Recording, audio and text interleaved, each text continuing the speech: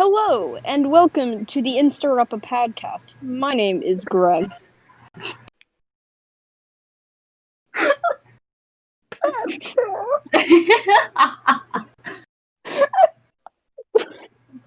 you good?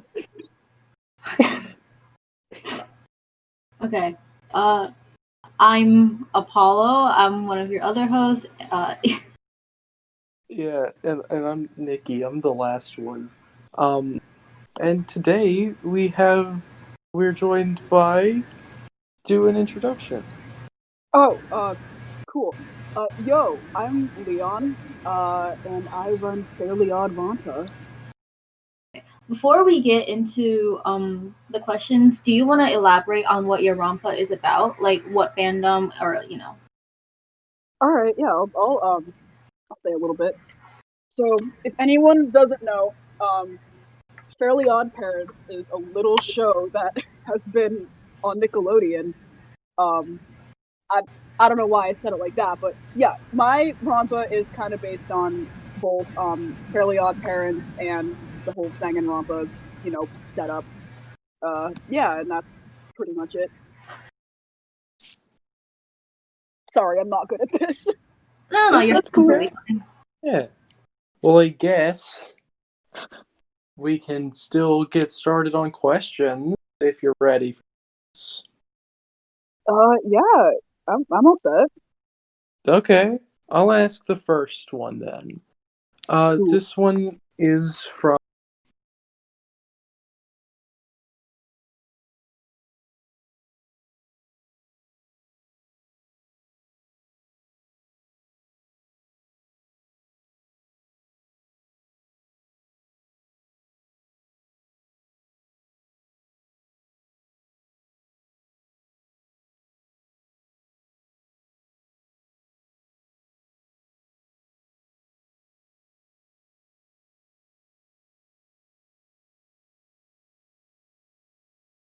Ooh, actually a question. Like a lot of my kind of anime base comes from both Danganronpa and Kid Icarus Uprising because I used to be a huge Kid Icarus Uprising kid, and like that was kind of the basis of my entire art for like 4 years or so.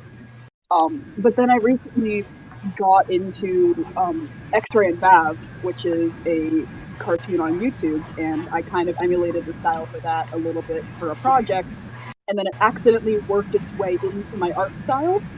So I kind of just took all of those different influences, and then it's just kind of elaborated itself based on that. So, yeah. Yeah. Sounds fun. Yeah. This next question scared me for a moment. I'll ask it. I think Oh no. it's fun. From Rompa and Friends, aka Spade. Oh god. How shiny are your teeth, comma, king?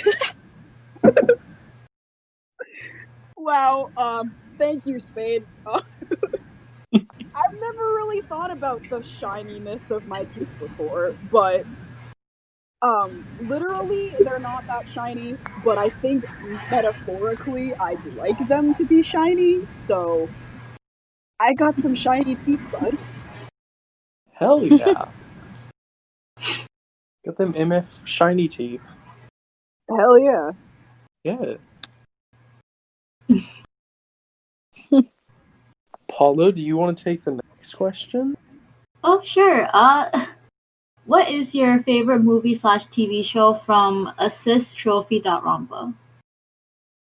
Ooh, my favorite movie or TV show. That's an interesting question because that actually changes pretty much monthly. Like, I am so bad at choosing a favorite for those kinds of a thing. It's just like whatever I've been watching at the moment. So, and like at the moment, my friend's been like kind of forcing me to get into JoJo, so I've been watching a lot of JoJo, and it's really good.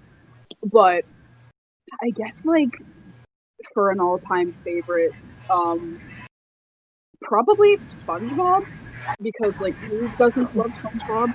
But like the old Hell yeah. SpongeBob, like new SpongeBob kind of sucks. Like ever since Steven Hillenburg passed, rest in peace, King. It's just kind of been going downhill, unfortunately. But old SpongeBob was wonderful. But now that I think about it, there are two specific, like, Nickelodeon specials that I consider to be, like, the pinnacle of modern entertainment. Because Nickelodeon would do a lot of these, like, special effects a couple years ago, where they would have, like, either, like, 3-part episode or, like, a movie-length episode of, like, a series they've been running, and it's just kind of, like, a special thing. And SpongeBob Truth or Square has always been a huge one for me.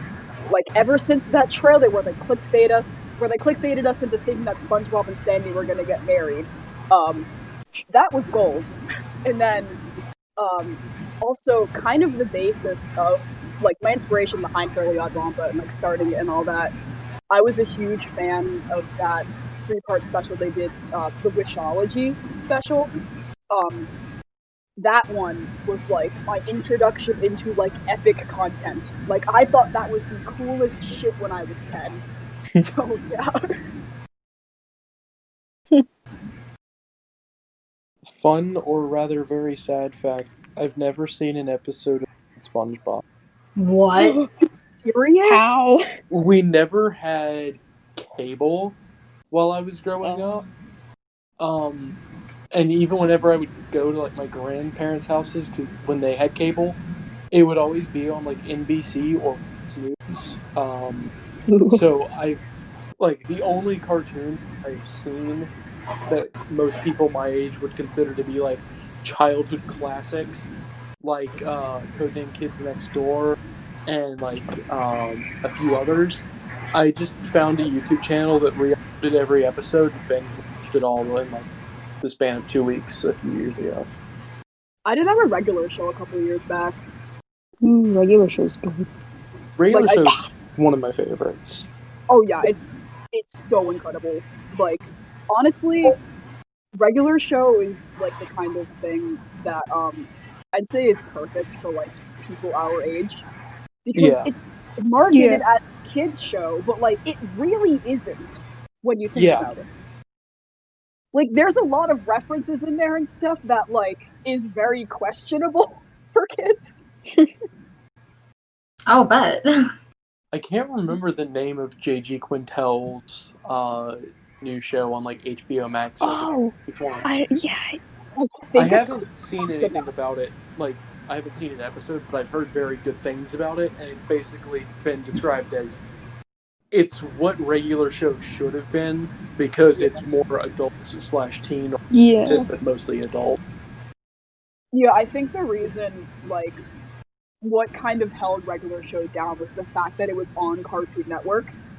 Like, Yeah. I feel like if it was on, like, HBO Max or even, like, Netflix or something, it could have gotten away with a lot more. Mm-hmm. So I'm glad that he kind of continued that sort of a vibe with Close Enough, because I'm pretty sure what the new show is called. That sounds right, yeah. Yeah. Sweet. Talk about cartoons. Actually, wait. I want to mention there's, like, one childhood classic cartoon, I guess, that I never watched that I've always been interested in. Over the summer, I, like, binged it, and it was Invader Zim. Good show. Oh, I heard Okay. such good things about Invader Zim. Invader Zim is solid. It traumatized my stepdad. Oh, It's so just weird, and I love it. Yeah. Like, there is a lot of, going down that road, there's a lot of kids shows that are just very strange. Ed, like, and Eddie. Ed, and Yeah. Eddie is very strange. Like, I don't know if this was just, like, a 3-year-long fever dream of mine, but the show Almost Naked Animals is engraved into my memory. Oh my fuck, I've Show seen an scares episode me. of that, and it's on, like, the very Terrifying. recesses of my memory, and you just brought it back. It's so terrifying. Like, Oh. the fact that they're, like, fleshy and they have, like, the little hairs. I hate it so much. Okay, There's, that was around the same time when I saw the first episode of Breadwinners, and even as a dumb, stupid idiot like 11, I thought it was the most annoying thing I'd ever seen. Breadwinners was the closest thing an acid trip you could get to as a child. Yeah. honestly, those shows that came, those, like, cartoons that came around out those times were just subpar. It's very Yeah. Classics. Nickelodeon be like, oh yes, breadwinners, this is a good show, and yet they canceled the second season of Invader Zim while in the middle of it. Sorry, I'm still upset. No, that's understandable. I actually used to watch rock modern live, and I think that's what helped shape me into the person I am today. Because I don't think that a 8-year-old should have been exposed to Rocco's Modern Life. Rocco's Modern Life is very good.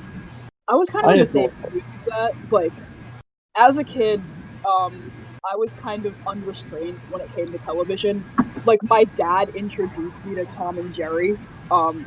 If that doesn't say anything about my family, then I don't know what does. But yeah, I was very into those kinds of shows as a kid. Mm-hmm. I think we've talked about cartoons for long enough. So I could talk about cartoons all day. What is this? Dude, It's about we'll have Rampa, 30 but, minutes of it's the outtakes cartoon. that's just us talking about cartoons. Honestly, you should keep that in. I think that is just good content. Oh yeah, no, I'm keeping that past few minutes in. Oh, but let's move on to questions, and then we can talk more about cartoons. Hell yeah. Do you regret killing off Chapter 1 victim? From It's Them Actually, I don't. Oh. Spoiler alert from Instaronpa. The first one to die is Crocker. But no, I don't regret killing off Crocker first, because going into my Rompa, I made a lot of mistakes when first developing it, because I rushed into it way too fast and kind of finalized everything before I should have finalized it. So I only had those 13 characters because I couldn't remember any of the other ones because I hadn't seen Fairly Odd Parents in a long ass time. But as soon as I confirmed the 13 of them, I remembered characters such as the Genie or Crimson Chin and other characters along that line that would have been such good inclusions that I just didn't think to add them. But at the same time, I put Crocker in there, and then I realized, oh god, I have no idea how to write Crocker and make it funny. So I realized that I kind of had to kill him off first, or else he would have been really awkward, and people probably would have judged me for not making his character good. That's actually kind of fair. Yeah. Wow. Alright. What drove you to choose Fairly Odd Parents characters for your Rompa? Alright, so when I was first, thinking that I should make a fan Rompa, I was going through, a lot of different things in my head, but the problem is that a lot of the shows and stuff that I was into had already been made into Rompas, unfortunately a lot of which have been cancelled. At first I was thinking of SpongeBob, but then I found SpongeBob Rompa, and then I was thinking of Rap Boy Genius, but then there was a Rap Boy Genius Rompa. So it was just kind of There was. I don't know if it was continued, but I did find a Rap Boy Genius Rompa somewhere. Oh god. I'm searching that up now. I don't know where it is right now, but it existed at one point in time. But I was just kind of going through the checklist of different shows and stuff that I had been into as a kid or now. And the problem is that my main hyperfixation was Danganronpa. And at that point I had only seen Trigger Happy Havoc, and I didn't want to do a Trigger Happy Havoc rewrite. But then I remembered Fairly Odd Parents, and I was like, fuck, I don't know if there's a Fairly Odd Rompa, let's do it. So that I started it, and again with the characters, I was just kind of trying to remember the characters that stood out the most to me. I knew for a fact that I needed to put Chip Skylark in there because Chip Skylark he's my favorite boy. I love him so much. Spoiler alert, not really spoiler alert, but he just is my favorite. So take that as you know. But yeah, I just kind of, again, I wish I put a lot more thought into it before going into it. So who knows? Maybe there will be a season 2 at some point. I don't fucking know. Something. Season 2 sounds pretty cool though. Yeah. Yeah? especially since like mine is a smaller cast than normal. So who knows? Maybe I'll make a season 2 at some point.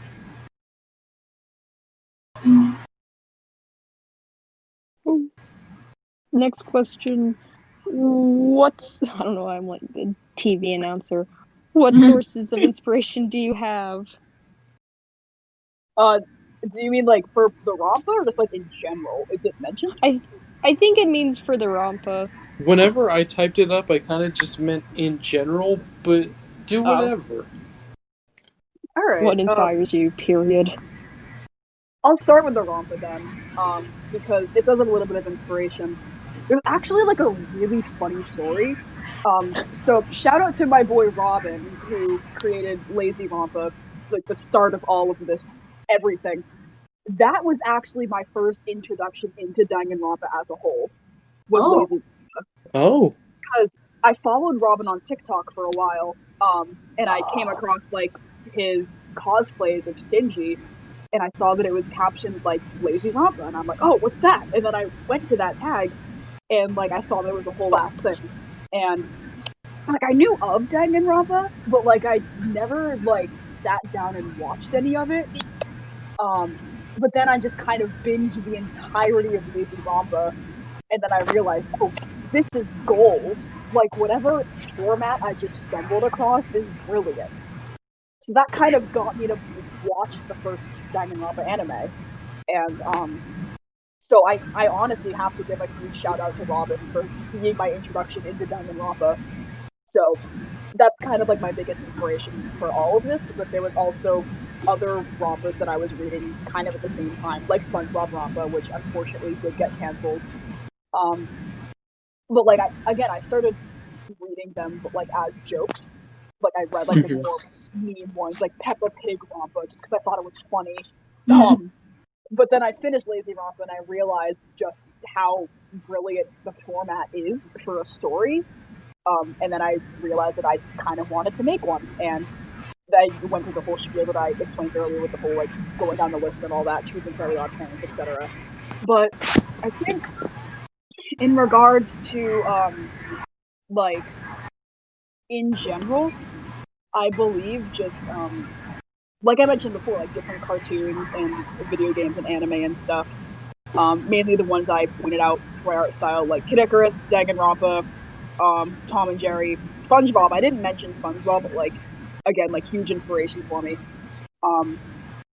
But yeah, like I can't really like pick one like cartoonist. Like besides JG Quintel. JG Quintel is a fucking king. We love him. Yeah. Stan JG Quintel. Stan JG Quintel, please. But like just all of those old Nickelodeon and Cartoon Network shows, just like in general. I was never really a big Disney XD kid, unfortunately. Gravity Falls is good, but like I never really got into any other ones. But just cartoons in general. Yeah. Yeah. The only Disney XD cartoons I ever watched was Gravity Falls, Kick Buttowski, and Phineas and Ferb. I always wanted to watch Kick Buttowski, but I never really got the chance to get into it. The only thing that the only reason I've remembered it is because I've been playing Final Fantasy VII Remake, and the voice actor for one of the characters is the voice actor for Gunther from Kick Buttowski, and it's like the exact same voice. So when the character opened his mouth, I was transported back to like my 10-year-old self, and I was like, "What the fuck, Gunther? What are you doing here? Get the fuck out of Final Fantasy!" Yeah, I never really got into Kick Buttowski, but I was a big like flip note kid when I had like my DSi, and there were a lot of Kick Buttowski flip notes that I would watch, and I'm like, this is cool. I don't know what this is, but it's really cool, and I want to get into it. And then I just never did.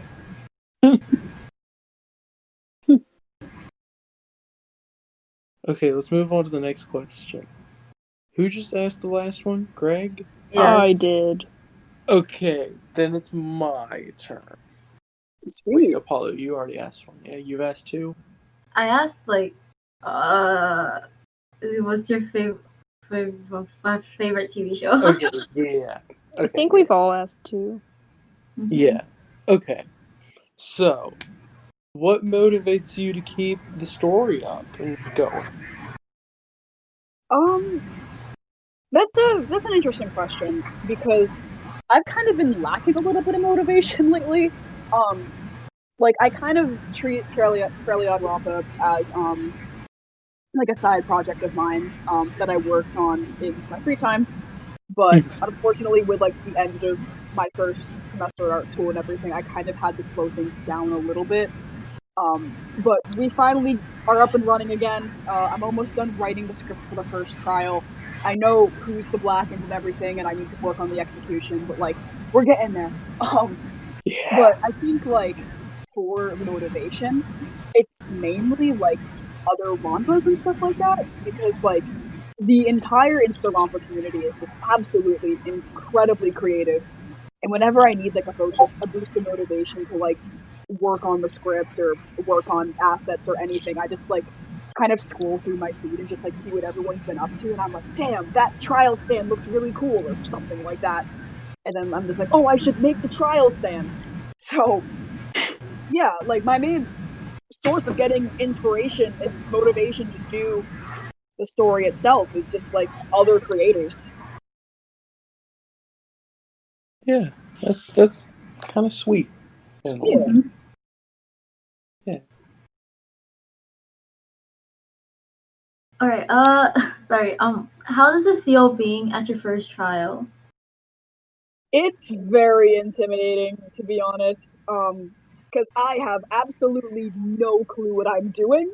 So, again, I'm almost done writing the script for the trial. I just kind of have to figure out how the pieces of evidence tie in, and then I've already wrote the closing argument. I actually started with that so that I would know like how the evidence coincided with each other and like what steps needed to be taken. Like I kind of did this thing where like you splatter it all on a whiteboard and then take a marker and just connect everything in a web. I did that kind of a thing.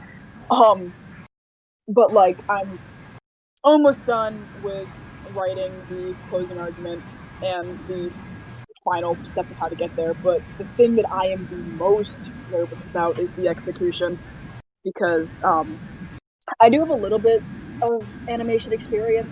Again, I was really into flip notes as a kid, but I just started getting back into it. I've been using Flip, and it's very strange getting back into it. Like, I don't know if I'm going to try and fully animate it, or if I'm just going to like make it like an animatic sort of thing. But like, I know who dies and I know how they get executed. I just don't know how I'm going to approach it yet.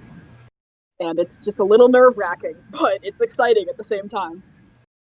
Yeah. Understandable. Yeah. Ooh, Gregg. my turn. Gregg. Gregg. Oh, you kind of mentioned a bit about this, but even though your rump is only at chapter 1, do you have any future plans or creations in general? Do you mean like in terms of the Rampa or just like in general? Do you have any like future like Rampa related projects in the or just any other sort of creations or projects? I mean, right now it's mostly been the Rampa. Like, I kind of like now how everything's going to play out and like the exact order everyone's gonna die in and like who's the mastermind and all that. Not gonna say anything about that classified information, but I have plans with another creator. I don't know if like they want to be mentioned or not, but I have plans with another creator to make a Wildcrats Rampa, so that could be something in the future. The other Apollo. Yes, the other Apollo. The other Apollo and I, we plan on making a Wildcrats Rampa at some point. Whenever that gets started, we'll need to have you and Apollo back on, and then we can have both Apollos. Yeah. But yeah, that's like starting to be in the works. That's like a concept sort of a thing. But also, like, I've kind of been working, like, this is totally different, but I've been concepting a comic book series for about a year and a half now, and I need to, like, sit down and actually start it, but it's probably the biggest project that I've ever planned. But, like, it's just, oh, I'm very excited for it whenever it ends up being a thing. But that actually sounds dope as fuck. Yeah, it's gonna be called Tesseract. It's gonna focused mainly on like metaphysics and stuff like that. Like there's gonna be a lot of like dimension talk, and like they're gonna be like switching realities. There's gonna be like quantum physics involved and stuff like that. A lot of stuff involving like fractal geometry. I don't know, it sounds wild, but like it's just kind of a combination of everything that's going on in my brain all at once, just like smushed into like a sci-fi plot. That sounds interesting. Yeah, that actually sounds really fucking cool. Yeah, I'm very excited for it. I just gotta actually sit down and start drawing it because I've been concepting it for a year and a half now. Yeah, you got this, man. Don't worry. Oh yeah. Yeah. I want to move on to the next question because this was my favorite question to type out. All right. What's with the power lines? Oh, fuck. All right. Oh man. All right. So, a little bit of backstory here. If anyone listening isn't in the IRS or just doesn't know me as a person, I have a very strange hyperfixation on power lines and transmission towers. I forget. Actually, no. I remember exactly how it started. Okay, this involves a little bit of explanation, as a lot of things that go on in my life. So there was this one video on YouTube. I believe it's still there, but it's like an adapted version of it. It started as a camp YouTube group. I know this sounds completely random, but I promise it's related. It was a camp YouTube group called Dead Man. Oh. And it was kind of like a creepypasta sort of a thing. And my friend introduced me to it, and there's a lot of like bizarre culty imagery in it, which is very like bizarre, but the main symbolism is power lines. Like there's this whole like metaphor like go to the end of power lines and all that, and it was really cool, and I found it around Halloween or something, so it was just kind of one of those spooky things that stuck itself into my brain. And the rest of the video and camp in general just kind of like escaped my mind at some point, but the power lines always stayed there. Like I don't know how to explain it, but they're just really cool to me. Like they have this kind of metaphorical philosophical connotation with my brain and all that. It's just one of those bizarre special interests that like is really personal, you know, but like I don't know how to really explain it, but in an aesthetic standpoint, they just look really cool. Like there's a bunch of different kinds of them. Like you have like your normal telephone lines and all that, like the ones you see on like the street and stuff. But my favorite one, like you know when you're driving down a highway and like, or not even a highway, just like a main road in general, and like you're surrounded by forest or whatever, but then all of a sudden you get to this clearing and you look to the window and just see like monstrous transmission towers, you know? Mm-hmm. Yeah. That's like my absolute favorite thing in the world. And I have no idea why it still sticks with me. But it's a neat thing, I guess. And going back to that comic I plan on doing, power lines are also going to be a really big symbol in them. I don't know how yet, but they are. I'm going to get a power line tattoo at some point in the future. Oh my god. But yeah, they're that. interesting. And they're neat little boys, and I just find them really, really cool, and they're just kind of a personal thing with me, and I don't know how else to explain it besides that. The only thing that I associate power lines with is Persona 4, and I don't want to explain why, but if someone listening has played or is playing Persona 4, you will understand exactly what I mean. Hell yeah. We have one last question. So who wants to? And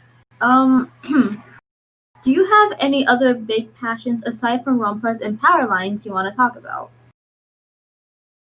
I mean, I already mentioned SpongeBob. Like, SpongeBob is just kind of like has always been a hyperfixation of mine.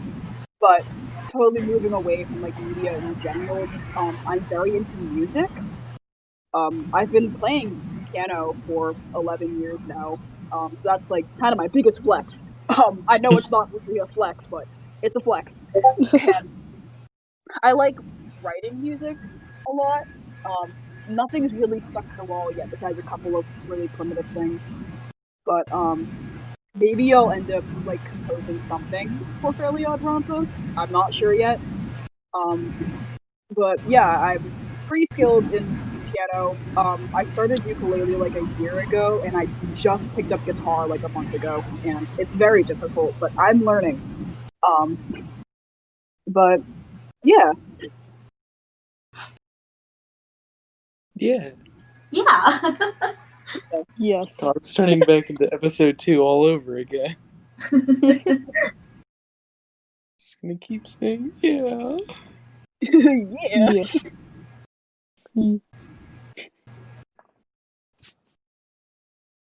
Hello, Instaronpa community. I'm gonna talk about Best Boy Leon Kawada. So as I was saying before, the reason why me and Sayaka were killed first in Trigger Happy Havoc was because they were the first two characters that were designed, and they became the base models for every other character in Trigger Happy Havoc. To the point where the artist just got so tired of drawing them. So then at the last minute, they were decided that they were going to be killed off first. Wow. I know, and it fucking enrages me. Fucking Yeah. sucks. And, Just like, suck it up. The two of them, like, they had such good backstories and, like, developed about them. But then, like, the animators were just like, you know what? No, I don't want to spend my finger energy drawing his jacket anymore. Bye.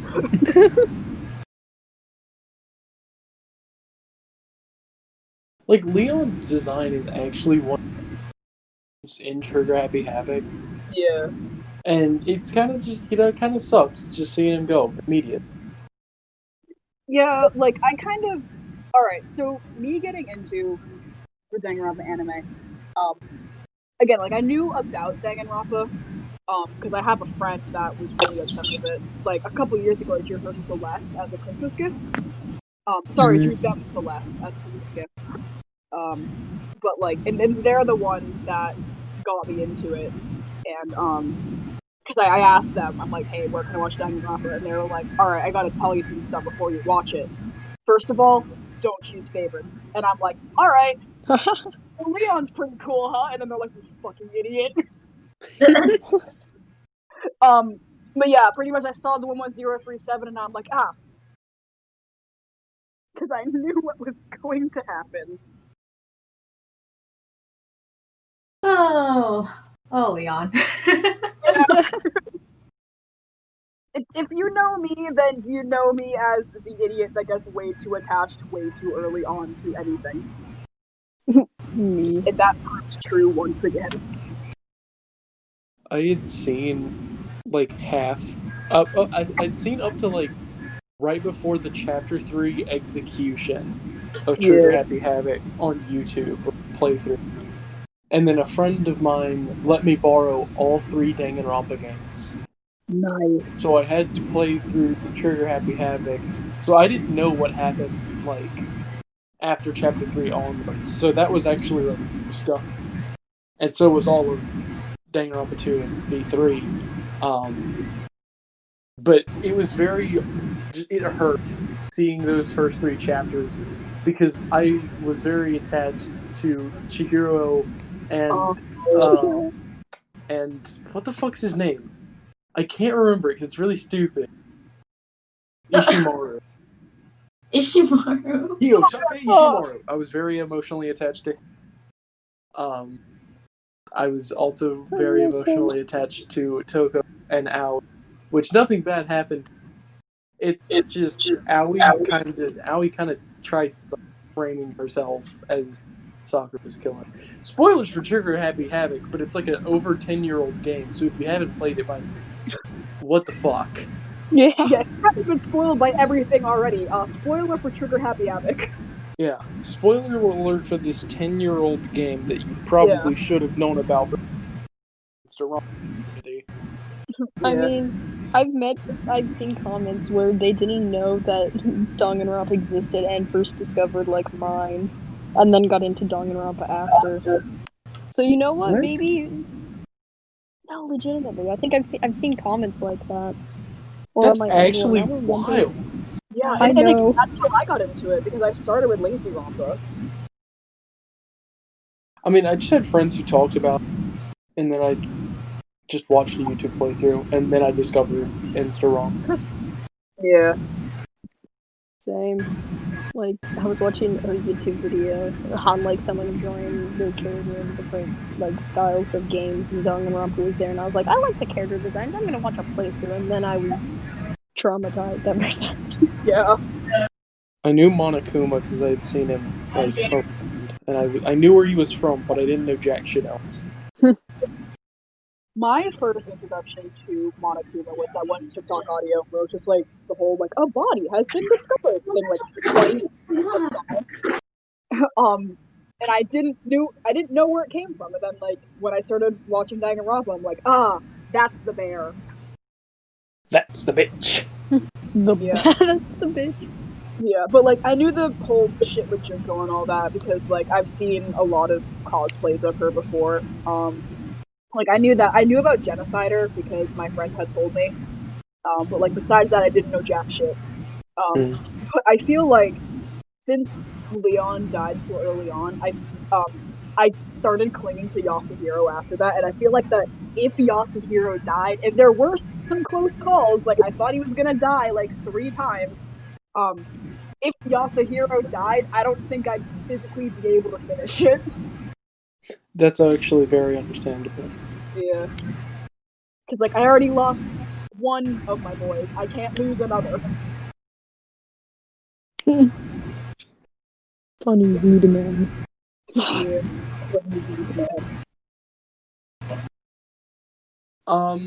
Thanks for listening. Sorry Jet's cat wasn't here. AKA, sorry, the best host wasn't here. Thanks for all that. Also, I know that this is like at the very end of the video, but we have the new graphic. Look at it. It's real pretty. Hell yeah. Yeah. Anyways, thanks for listening. Well, goodbye. We'll talk to you. Goodbye. Yeah. Yes.